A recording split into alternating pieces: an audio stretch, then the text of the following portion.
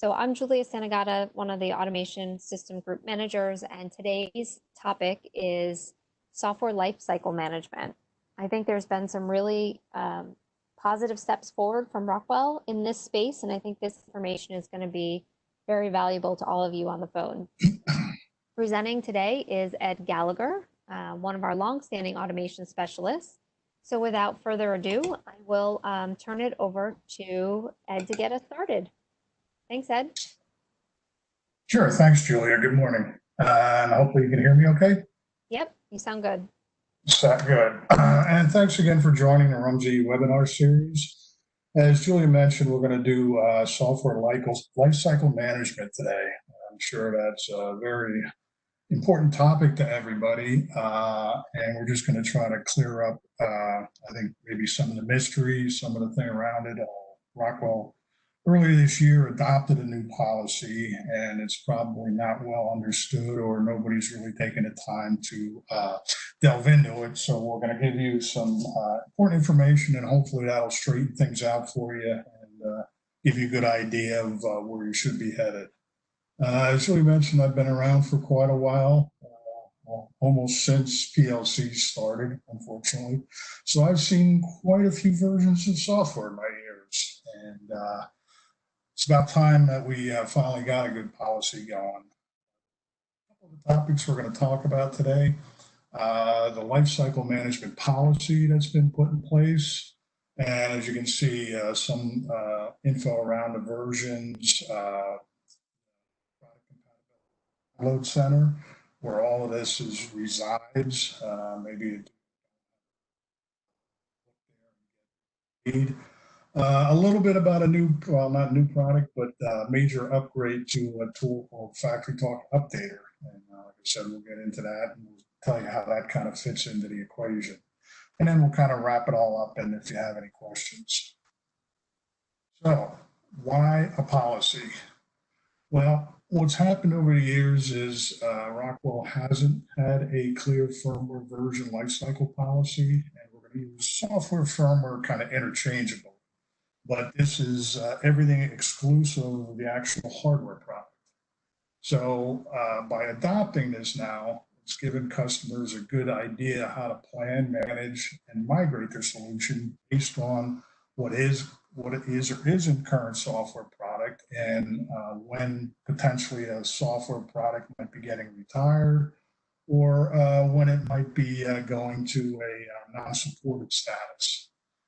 This is also to comply with the latest industry standards, such as IEC 62443, and so this gives them a clear path for that.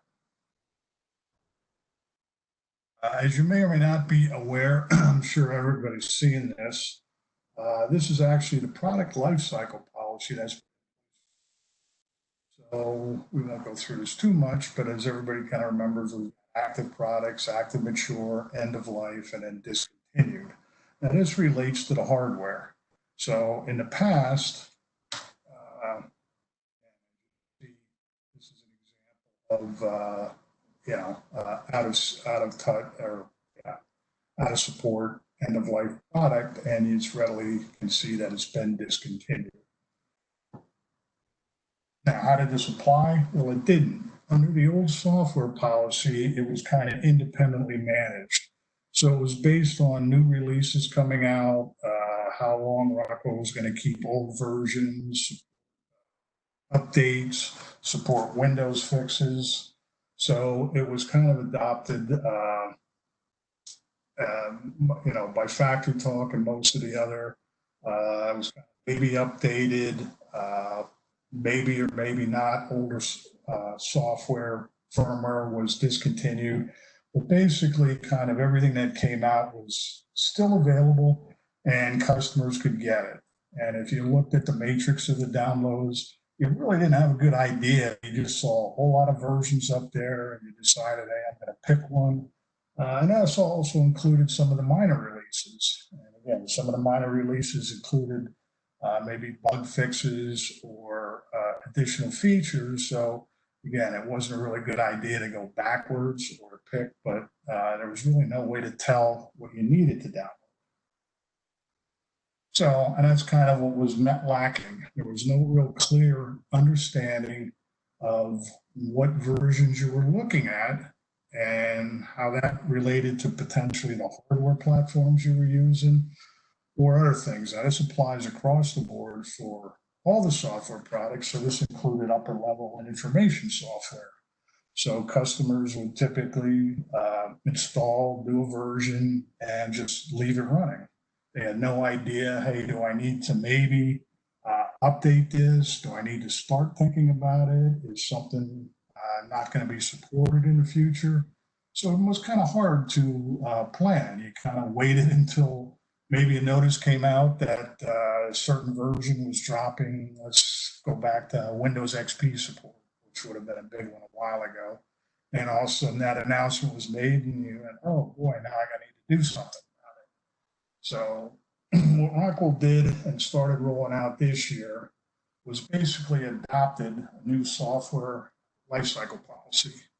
Now, this also includes firmware. So again, these are interchangeable, the software and also the module firmware.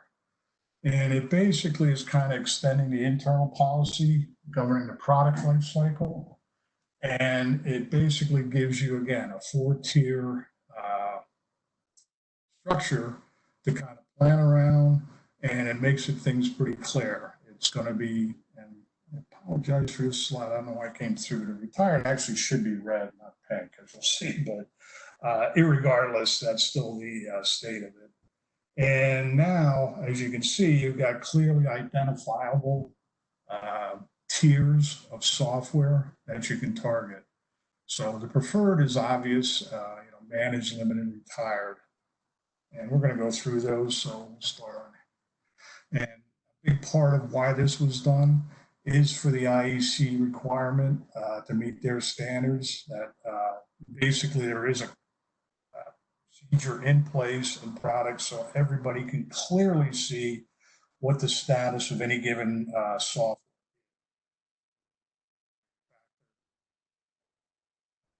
compatibility and meet the current requirements. So this is what it kind of looks like. The software firmware versions will start at the further green. This is, again, obviously what customers want to stay current. Hey Ed, I'm just going to pause you for a second. We are losing you. I don't know if you're kind of turning away from the mic or coming back to it. You're cutting out a little bit. No, how about now? You sound good at the moment. Okay. Keep going. Hopefully it's not bandwidth, or hopefully we won't have a network. Thank you. Okay, thanks. So the preferred status is now clearly identifiable. And what Rockwell has decided or was going to do is this is basically, for the most part, going to be a 3-release window. That's a little different in the past as the releases just kept coming out. You could go back 3, 4, 5 releases and you wouldn't know that potentially maybe things weren't supported. You actually had to go in and see what OS was supported or anything else. So again, we're going to have basically the preferred version. It's current. Everything's going to be patched. It's going to stay current with Windows OS support and everything else, anomaly resolution, Windows OS patch qualification. So again, preferred is where you do want to be, if at all possible. What they've also done is they have a managed level, and this is pretty much the same as preferred. But there's no guarantees, and that depends mostly related to Windows OS support. Because the managed version, as it gets further away or further along the Windows journey, it may or may not be. But in general, it's been put out there that this is also a preferred version. And the criteria for the managed is pretty much that mostly applies to Studio 5000 and Logix. And that kind of refers to that Rockwell has made or has a commitment to support this version long term, maybe because there's major equipment vendors that standardized on it and they just want to keep a longer life on it. So you won't see this too often, and it's mostly going to be related to Studio 5000. Moving down the tier, the next one is what's called limited. And this is still available. You can get it, but it's now fallen out of that 3 release window. So in general terms, as a new release comes out, you may see a preceding version go into limited support. And again, it's still available. You can use it. And depending on Windows and how that progresses, it may or may not be supported. And the idea is they're not going to maintain the patch qualifications and some of the other behind the scenes things needed. So that's kind of used on as an as-is basis. You can do it, but it may or may not run into any kind of issues. Again, we're talking typically stuff that's in a range of 3 to 5 or even older as far as how long it's been out of released. And then the last one, which would be corresponding to the hardware kind of obsolete category, is retired. Now, we're going to go through and show some examples so you can get a good idea of what, quote unquote, is retired. But basically, that is what it is, and it's been discontinued. You can see it, and you can actually see it on a PCBC, but you will not be able to download it. There is an exception basis, and if you absolutely do need one, what you're going to need to do is contact tech support, and they can grant a temporary download to it that you needed. So in other words, if you do happen to have an old piece of equipment that you either didn't get to update, or in emergency, you need to get a new computer and load an old version and you can't find it, it is going to be available, but it's going to be on an exception basis, and you will need to go through tech support. So if you see anything that is retired and you currently think you need to maintain them, if you do have a copy of it, make sure you maintain the copy, because otherwise, not be instantly available, but typically are still available. And again, no Windows patches and anything else. So definitely don't want to be in a retired version if you can help it. With that all being said, we'll take a look at a couple of the software packages, mostly Studio 5000, because that seems to have the biggest variation, and we'll kind of give you an idea of where it currently is, along with the corresponding color codes. So as you can see, we got reds, grays, greens, and a couple blues up there. So Studio 5000 Logix Designer, as you can see, the 3 version window, 32, 31, 30. And as you see, it's the latest minor release. So 01 could be 02, whatever it is. And what they're going to do, or what they have done, is they've basically taken the other minor releases and turn those into red. So basically, they're again trying to keep everybody at the latest minor release of any given major release, just to limit the number of software out there. And typically, a minor release includes bug fixes or other necessary updates. So it's always a good idea to get the latest minor revision anyway. And as you can see, 29 is in limited status. 28 is one of the ones that they've turned into managed, along with 24. So those are 2 versions that they plan on supporting for a while because of hardware dependencies or certain other customer commitments. So those kind of tag along with the preferred. It doesn't mean if you're going to update from 26 or 27, say, hey, I'm going to go to 28. I mean, obviously, if you're going to do any kind of update, you want to typically, whenever possible, get to the latest. And as you see, we're going back to some of the earlier versions of red. And that corresponds to the 5000 version, where we've got 2005. And again, 20 is going to be a long-term supported version to support the older hardware. So that is preferred, and that will be, but now as you can see, 04, and I think previous to that in the 20 has been retired. 19, 18, 17, 16, back to that as far as they can support on the new OSs. So that's in limited version. FactoryTalk View Site Edition or ME as you can see again, is following that 3 tier window. Just keep in mind that upcoming, we've got version 33 coming out probably in September, along with version 12 of Vue. And so what will happen at that point is typically we're going to switch. Don't know at this point if 30 would go to managed or if that's just going to go to limited. But in the near future, we'll see an update and you'll see 12, 11, and 10 being the preferred. And again, 9 will go to limited. I don't know if they're going to go back and retire any of the earlier Vue versions, but at this point they haven't. And again, the other one that's out there is Asset Center, again, maintaining a 3 version window. So I'm going to pause you there, Ed, and have you go back for a second and just see if anybody has any questions. Because to me, this is kind of like the money slide. This is the critical slide for kind of planning, and especially if you're an engineer within a plant facility and thinking about all the different versions that might be deployed depending on what firmware you have with your controllers, to look at this and say, okay, I need to start migrating things to the blues and the greens. Like I should probably not be playing with version 26 anymore. I need to get it up to 2803.01. And then the same with, the Logix 5000 software versus the Studio 5000. Has anybody seen these charts before, or did you realize that there were preferred versions like this?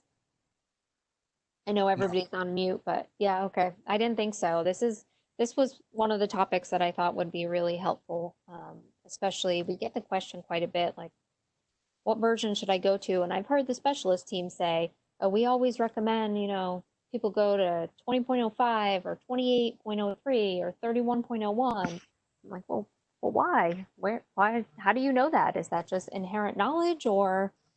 And so now that Rockwell has kind of formalized this, I think this will be very helpful for everybody kind of moving forward. I do have this slide as a PDF screenshot we're going to send in the email follow-up. Okay. Will this be kept up to date? Is this a live document? So the slide is not, but I think the next topic Ed is going to talk about is where you can get all of this information. So the slide is of this moment, but he'll show you where you can get all the live information. Okay. So if it changes, I'll turn it back to you, Ed. 1 second. Yeah. The software versions that are retired, the red. Okay. Mm-hmm. How does that affect tech support? Okay, we have tech support. Will they still support those versions if we call with questions? Yes. Yeah, that doesn't affect the actual support at all. Okay. What it refers to, again, is the download. They just don't make them readily available for download, Tom, with the idea that there's probably a newer minor revision. Or again, if you're going back way back. But yeah, it's just to kind of guide people. And again, if you do need to happen to get one, you do need to contact tech support. And because this is across the board, even I know we have a bunch of the guys that may have toolkits or other sports, so it's kind of across the board. It is even to us. I mean, we can't go in and download the red ones. And it probably wouldn't let us anyway. Yeah. So yeah, it has nothing to do with support of it or issue, but. Well, the only thing I would note about support, because there is an FAQ that I'll send out as well, is that tech support will definitely support you on those versions. However, if you are troubleshooting something with tech support and it turns out there's some kind of bug, they probably won't be releasing a patch or anything else. If somehow a bug is found in a version that's red, they will be saying you need to migrate to a blue or to a green. That would be the only caveat to that. That's understood. Okay, thank you. Sure. And again, in general terms, on the Studio 5000, the minor releases, it typically doesn't affect you to go to the latest minor release. Obviously, everything is still compatible. But what will happen is, you may not notice, is a lot of times you don't keep track of it, and there might be a new minor release, and the next thing you know, the one you have is suddenly turned red. no biggie. And, you know, again, if it does affect you, obviously, then you can go ahead and get the newest one. But yeah, we're going to go through a little bit with the PCBC. If anybody's familiar with it, have gone there. That is up to date, and you may or may not have noticed that this has actually been in place for a little while now. You can So if you haven't seen it or whatever, this is the main screenshot. When you get to the, and again, this is where you can check compatibility, find downloads, again, obviously by serial number, your products and everything else. And so this is the main site. If you have any questions about software compatibility, firmware compatibility, Windows OS support, you can select any product and you can get the full suite of what's available for there. So if you haven't, like I said, some of the documents we're going to provide or give you a little bit of guidance through this, but there's a couple things we thought we'd bring up that you may or may not be aware of or haven't used. So one of the tools that is available is you can actually create views, and I just did a little one. So you can actually create a view based on either a line, piece of add any software or hardware you want to it. And then when you go in, you can just select your view and it'll give you the latest information on what you have selected. Ultimately, if you really want to check into this, you can check on all the hardware and software, view and everything else. So these are all predefined. And when you click on these will bring you up a matrix of all the available versions, show you what's available. So you can look at all the control logics and see what the firmware status is and everything else. And I got a couple of shots of other ones later, so we didn't really go through this. It's probably going to be a little bit hard to see anyway. And you can also do imports.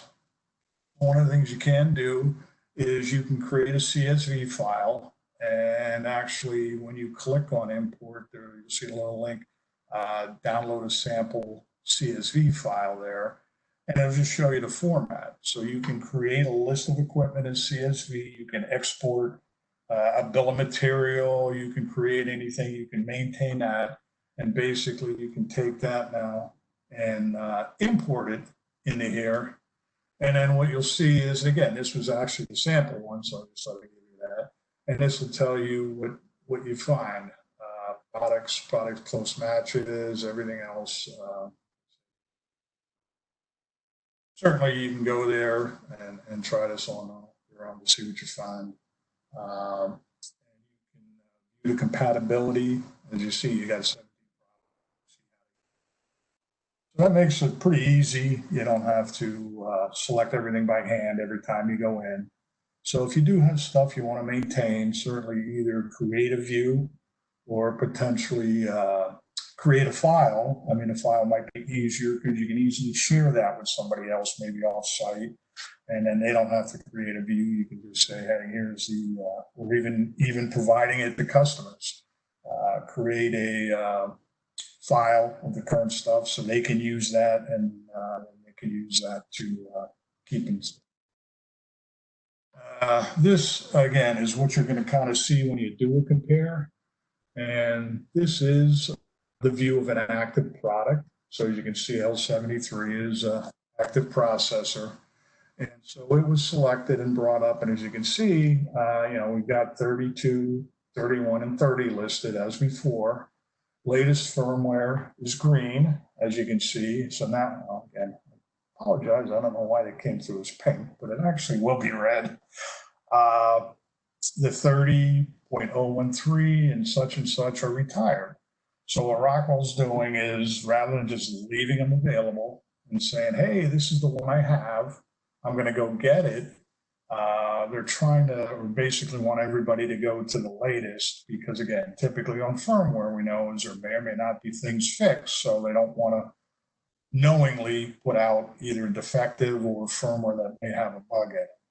So as you can look back, we've got typically going to, on a firmware, only see one active version for any major release. And then again, as you go back, you see 30, 3002, everything, they're all retired. If you do need those, again, validated system, you're absolutely say, hey, I need 30.012, you can contact tech support and they will make sure you get it on an emergency basis. But unfortunately, like I said, it's not going to be readily available on your own. I don't think it takes that long when you contact them. They somehow are going to turn a time limited link on for you to get it. And you'll have a limited amount of time to go get the version that you do need. This is a view of the software that we had looked at. So this is view at this point, Site Edition. And I actually did just go through and get a recent snapshot. And so you see 11.10, and actually on the website now, if you actually go look, even though it isn't official, 9 is, I guess they're starting to transition. So once 12's out, actually will be, so you'll see is the preferred version, you're going to see 12, 11, and 10, and 9 is going to drop down to the limited release. So that's how that's going to work. Again, this is going to be based on, it should give everybody at least about a 3-year window or so to stay current, because releases do typically maybe run about every year. So it's not that you have to run out and, every year and update unless you choose to, but it does give you kind of that about a 3-year window sliding that you're going to be current. So it doesn't mean, like I said, every year you have to go ahead and do it. The other one we're going to show you is the end of life product. So the L35E controller, as you may be aware. So as you can see, basically at this point, everything that's going to be available is going to limited status. So they basically don't have preferred because the product is actually ended. So that'll be a little different. Typically, you would look at limited release, and again, they'll keep one of those available, and then the older stuff will go to retired. And we don't have time. Okay. The other thing that we're going to introduce, probably not a lot of people are aware of this. There was a tool called FactoryTalk Updater. As you can see, we're going to talk about 2.0. They had released it as the last one, but it didn't have much functionality and not many people. Now, basically, the 2.0 release is going to have quite a bit of functionality to it. This is actually a free utility that's going to be available. This 2.0 is going to be tied or come out with the V33 release. So will be available if you download any of the new software come September. And even after that, you can get that. So what this is a software utility that you can run, and it'll basically scan your PC to find out all the software you have, give you the current versions, activations, what's on your computer, and you can export that to report, and you can actually then, again, import that up to the PCBC to see, where you're at, the lifecycle status.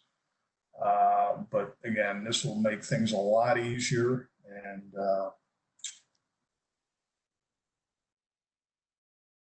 so I said, it will be available. There's a little bit of a screenshot. It isn't currently available. We don't have it yet, like I said. So, and this will make it easy. You can run this on a computer tied to others on the network to help with that. So what we're planning on is probably in the near future, stay tuned. We'll probably maybe put together a little webinar or potentially to give you a pretty good idea. Looks like it'll be a fairly useful utility to have. Make sure to go out and keep track of everything. Start organizing that. So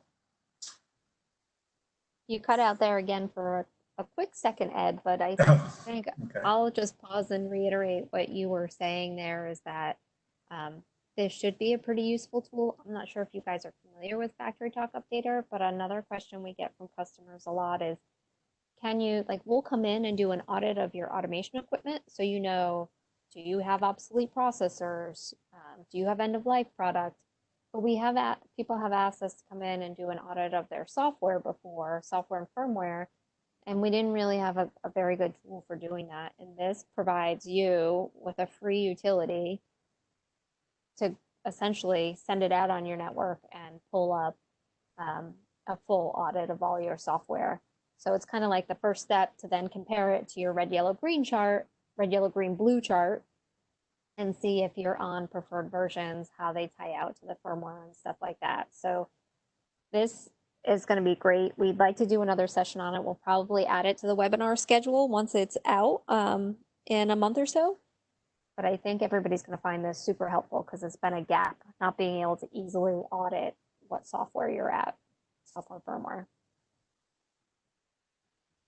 Yeah, thank you, Julia. Yeah, as you can see, a screenshot on the right-hand side, I mean, that's huge of what that shows you compared to digging through every software you have, bringing it up, you know, help about doing all that. So it will show you the latest version you have installed and also give you the update on what is the latest version. So right away you can see, I guess deliberately, that not everything on this computer is up to the latest. Again, doesn't mean you have to, but at least it gives you an idea, and it'll also show you the patch roll-ups rather than dig in. As you can see, this is August 2018 patch roll-ups have been applied.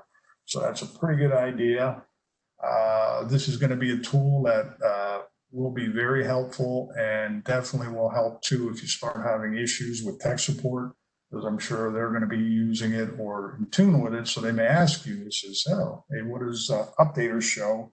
And or you can do an export and just send them the file. So they can easily start telling you, you know, what stuff you may have to update to alleviate some of the problem. So just thought we'd bring this up.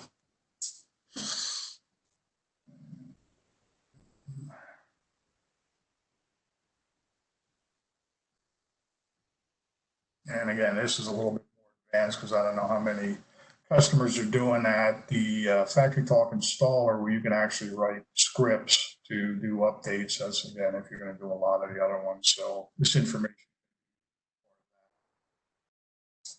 Okay, that pretty well wraps up at least the introduction to all this. Hopefully, you have a little better idea, or at least now know what you got to look for. And when you go to download software, you may or may not be surprised, because I know I've gotten calls that, hey, I'm trying to download version 30.00, and I can't. And of course, then it's in red status, and we direct 30.02 or whatever. But you may run across that, and at least now you have an idea why it's like. You know, in summary, having this life cycle was a much needed step that Rockwell needed to do to get guidance on this to help keep everything current. Now that everybody's aware, you can have a re-release window that you can stay current in. So at least it gives you a timetable, not necessarily every year, but every third year. And then you can also potentially versions that are in management. And again, they got to be a guide to keep your systems protected by staying current and allowing with your life cycle planning. So again, makes it a lot easier, makes everything easier to keep up to date and make sure that at least you won't be affected. A lot of this has to do with the latest Windows patches and virus and everything else. So you don't want to stay on a release that isn't going to get patched. That's going to be probably one of the biggest things, you know, and that typically has to do with minor releases. So even though you're current at 32, you may have 32.00. And, you know, again, we're kind of telling you that you should have the latest minor release whenever possible. And this just kind of wraps up what the version lifecycle state is and what you can expect. So like I said, this will be in the update we have. So you see the versions: preferred, managed, limited, required. And On the left-hand side is you can see the attributes. So obviously available for download, everything other than retired, priority for addressing additional anomalies.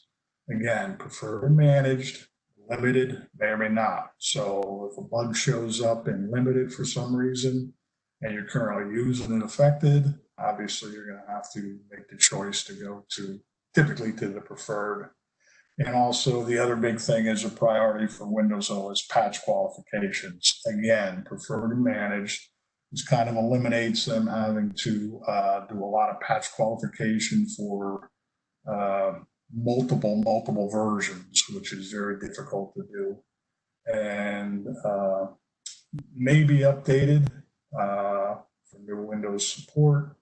Obviously is the preferred is, and the managed may or may not be depending on what's involved with that.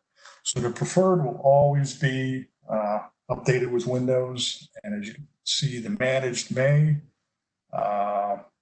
depending on how involved it gets. So that's all we had today to give you an update. Any other questions? If there's no questions, I guess we'll wrap it up then. Ed, thank you very much for putting that information together. Hopefully, like I said, everybody found it helpful. As you guys know, and I mentioned earlier, there is a schedule for the full every Tuesday webinar series. There's a couple of coming up, and a month from now, a few of you were registered today. We had originally done our quarterly tech update. A month from now, on September 8th, Sean Huber and I, the other automation team manager, will be doing our quarterly tech talk. So if you haven't registered for that one yet, please go out and take a look at it. That is our every quarter update on new products that are launching, product lifecycle changes, and just important information that's come out that you guys may need to know as folks that are responsible for automation. All right, so with that, I think we'll close up. Thank you everybody for joining. Have a great rest of your afternoon. Thank you. We'll see ya. Bye-bye.